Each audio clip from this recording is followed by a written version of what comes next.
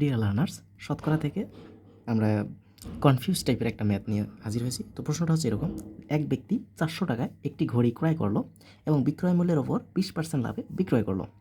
বিক্রয় মূল্যের ওপর 20% লাভে বিক্রয় করলো। ঘড়িটির বিক্রয় মূল্য কত? এখন প্রথম অবস্থায় একজন ব্যক্তি পড়ে দেখতেছে যে হ্যাঁ, প্রশ্ন তো সহজ আছে, খুব সহজ, কিন্তু না, আসলে এটা কনফিউজড আছে এবং একটু ক্রিটিক্যাল টাইপের আছে।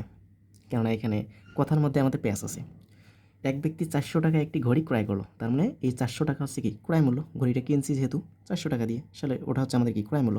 এবং বিক্রয় মূল্যের ওপর 20% লাভে বিক্রয় করলো। লাভটা কিন্তু করছে কার ওপর? বিক্রয় মূল্যের ওপর। বিক্রয় মূল্যের ওপর 20% লাভে কিন্তু ওই ঘড়িটা বিক্রি করছে। তাহলে এখন বলছে ঘড়িটির বিক্রয় মূল্য কত, সেটা আমাকে বের করতে বলছে। এখানে কিন্তু বলে নাই যে ক্রয় মূল্যের ওপর 20% লাভে বিক্রয় করছে। ওই কথাটা বললে তো আমরা ডিরেক্টলি অঙ্ক পেয়ে যেতাম, হয়ে যেত। ওকে, তো চলুন আমরা কথা না বাড়িয়ে শুরু করে দিই। যেহেতু বিক্রয় মূল্যের উপর 20% লাভের কথা বলছে, আমি তো বিক্রয় মূল্যটাই জানি না। তাহলে আমি কি করব? প্রথমে ধরে নিব, যে ধরি বিক্রয় মূল্য। বিক্রয় মূল্য হচ্ছে আমার এক্স টাকা। আমি অজানা মান দিয়ে ধরতেছি। আচ্ছা, প্রথমে আমরা অজানা চলক দিয়ে আমরা কাজ করি, তারপরে আমরা শর্টকাটে করার ট্রাই করব। বিক্রয় মূল্য এক্স টাকা আমি ধরে নিলাম। তো বিক্রয় মূল্যের উপর 20% লাভে বিক্রয় করছে। আচ্ছা, 20% লাভে, তার মানে আমি যদি লাভটা একটু দেখি, লাভটা কত হবে? কার ওপর লাভ করছে? বিক্রয় মূল্যের ওপর। তার মানে বিক্রয় মূল্য হচ্ছে এক্স। এক্সের 20% লাভ, তার মানে এক্স এর 20%। 5 20 100, তার মানে এক্স বাই 5 টাকা। এই এক্স বাই যে 5 টাকা হলো, এটা হচ্ছে আমার লাভ। আর ক্রয় মূল্য তো আমার দেওয়াই আছে, এখানে ক্রয় মূল্য আমার দেওয়াই আছে। ক্রয় মূল্য হচ্ছে আমার কত? 400 টাকা।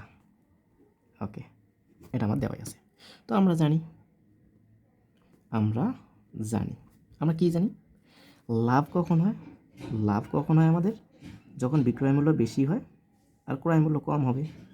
তার মানে বিক্রয় মূল্য মাইনাস ক্রয় মূল্য, তাহলে হবে আমার লাভটা। ওকে, তো আমরা দেখি, এখন কাজটা করি আমরা। লাভ হচ্ছে কত? এক্স বাই 5 টাকা ইকুয়াল বিক্রয় মূল্য হচ্ছে কত? এক্স টাকা আমি ধরে নিয়েছিলাম, মাইনাস ক্রয় মূল্য। ক্রয় মূল্য হচ্ছে আমার কত? 400 টাকা। ওকে, খুব সহজ প্রশ্ন, সহজ উত্তর। তাহলে ইমপ্লাইজ দ্যাট আমরা এক্সগুলো এক পাশে করি। দেখেন, এক্সগুলো আমরা এক পাশে করি, তাহলে এই 400 টাকা আমি এ পাশে নিয়ে আসলাম। তাহলে মাইনাস 400 পাশে আসি, প্লাস 400, এক্স তো আছে, এই এক্স বাই 5টা পাশে যায়, মাইনাস এক্স বাই 5। ওকে, তাহলে আমরা কী করলাম? এখানে আমরা একটু লসাগু নেব। তাহলে লসাগু হচ্ছে 5, তার মানে 5x মাইনাস এক্স ইকুয়াল হচ্ছে 400। ওকে, পক্ষান্তর করছি। তাহলে এখানে 4x বাই 5 ইকুয়াল হচ্ছে 400। তো এখান থেকে জাস্ট আমরা এক্সের মান বের করবো, তো আর গুণ করে দিই। 4x ইকুয়াল হচ্ছে 400 গুণন, এই যে 5টা নিচে ছিল এর সাথে যা গুণ হয়ে গেছে, 400 নিচে মনে হয় 1 ছিল, 1 4xের সাথে গুণ হলে 4x। Implies that x equal তাহলে হবে, যেহেতু এক্সের মান বের করবো আমরা, তাহলে 4টায় পাশাপাশি ভাগ হয়ে যাবে। তাহলে 400 গুণন 5, 4 দিয়ে যদি আমরা 400কে কাটি, তাহলে পাচ্ছি 100। 100 আর 5 গুণ অবস্থায় যেহেতু আছে, তার মানে এক্সের মান হলো আমার 500 টাকা। ওকে, এক্সের মান আমাদের 500 হলো। এটাই তো ছিল আমার কি? বিক্রয় মূল্য। আমার তো ঘড়িটার বিক্রয় মূল্যই চাইছে, তার মানে আমরা লিখতে পারি অতএব বিক্রয় মূল্য, বিক্রয় মূল্য কত হলো? 500 টাকা। ওকে, বিক্রয় মূল্য আমার 500 টাকা। এটাই হচ্ছে অ্যাপ্রোপ্রিয়েট অ্যান্সার। তো এখন চলুন আমরা এই যে এক্স টেক্স এগুলো ধরে আমার ঝামেলা হচ্ছে, তো আমি চাইলে এখানে সংজ্ঞা ধরে আমরা কাজ করতে পারি, বিকল্প, যেটাকে আমরা শর্টকাট বলতে পারি। শর্টকাট আমরা বলতে পারি। ওকে, যদিও আমরা শর্টকাট আমাদের শেখা ঠিক না, তো বিকল্পটা আমরা একটু দেখি। বিক্রয় মূল্য যদি আমি ধরে নিই, বিক্রয় করছি আমি 100 টাকায়, বিক্রয় করছি আমি 100 টাকায়, লাভ হয়েছে আমার কত? লাভ হয়েছে কত? 20 টাকা, যেহেতু 20%। পার্সেন্টটাকে আমি, পার্সেন্ট যেহেতু আছে, আমি এই জন্য 100 টাকা ধরলাম বিক্রয় মূল্য। তাহলে লাভ হয়েছে কত? 20 টাকা। তাহলে আমি কিনছিলাম কত?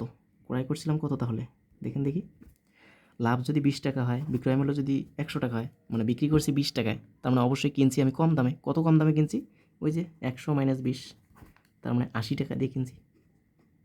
এই 80 টাকাটা হলো আমার কি? ক্রয় মূল্য। 80 টাকাটা হলো ক্রয় মূল্য। তো এখন আমার চাচ্ছেটা কি? বিক্রয় মূল্য চাচ্ছে। তাহলে ক্রয় মূল্য যদি 80 টাকা হয়, ক্রয় মূল্য যদি 80 টাকা হয়, বিক্রয় মূল্য হয় কত? বিক্রয় মূল্য তখন হয় 100 টাকা। ক্রয় মূল্য যদি 1 টাকা হয়, বিক্রয় মূল্য কত হবে? 100 বাই 80। ক্রয় মূল্য আমার দেওয়া আছে 400 টাকা, তাহলে বিক্রয় মূল্য কত হবে? 100 গুণন 400, 100 গুণন 400 বাই হচ্ছে কত আমাদের 80। তাহলে এই শূন্য আর এই শূন্য কাটা, 8 দিয়ে যদি 40কে কাটি তাহলে 5, আর 5 আর 100 গুণ করলে আমার হচ্ছে 500। তার মানে এই যে 500 টাকাটা হলো কি বিক্রয় মূল্য। এভাবে আমরা এক্স না ধরেও আমরা এই সংখ্যা নিয়ে আমরা কাজটা করতে পারি। আপনাদের যেটা সুবিধা মনে হয় সেভাবেই করবেন। আশা করি বুঝতে পারছেন। আজকে এ পর্যন্তই, সাথেই থাকুন। ধন্যবাদ সবাইকে।